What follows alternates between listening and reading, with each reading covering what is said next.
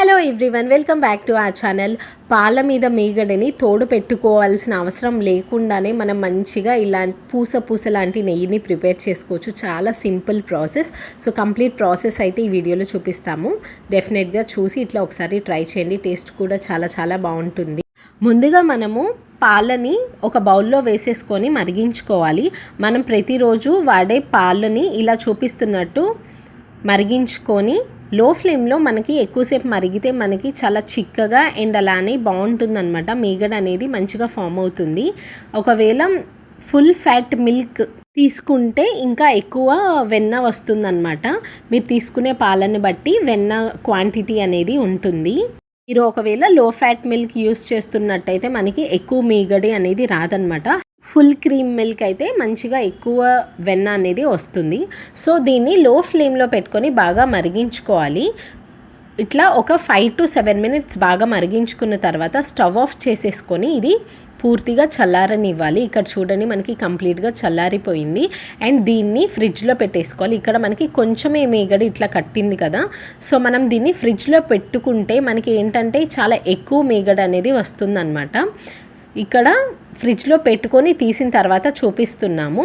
ఇక్కడ చూడండి మనము ఇట్లా తీస్తే కూడా మనకి చాలా ఎక్కువ వెన్న అనేది వచ్చింది, లైక్ మీగడి అనేది వచ్చిందనమాట. పాల మీద మీగడి అంటారు దీన్ని.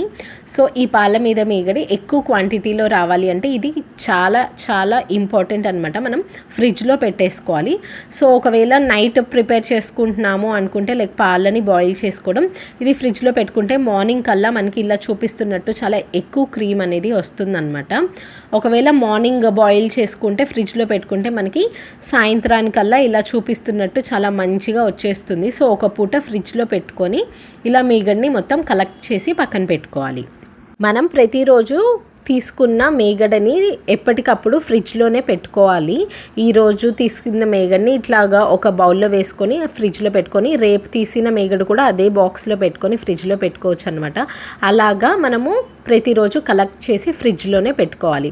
మనం ఎప్పుడైతే నెయ్యి ప్రిపేర్ చేయాలి అనుకుంటున్నామో అప్పుడు ఫ్రిడ్జ్లో నుంచి తీసి ఇలా మిక్సర్ జార్లోకి వేసేసుకొని ఇట్లా చూపిస్తున్నట్టు కొంచెంగా వేసేసుకొని కొంచెం నీళ్లు పోసుకోవాలి. ఒకవేళ మీగడి అనేది చల్లగా ఉంది అనుకుంటే నార్మల్ నీళ్ళు అంటే మామూలు మంచి నీళ్ళు ఉంటాయి కదా, సో ఆ నీళ్ళని వేసేసుకొని మిక్సీ పట్టించుకోవచ్చు.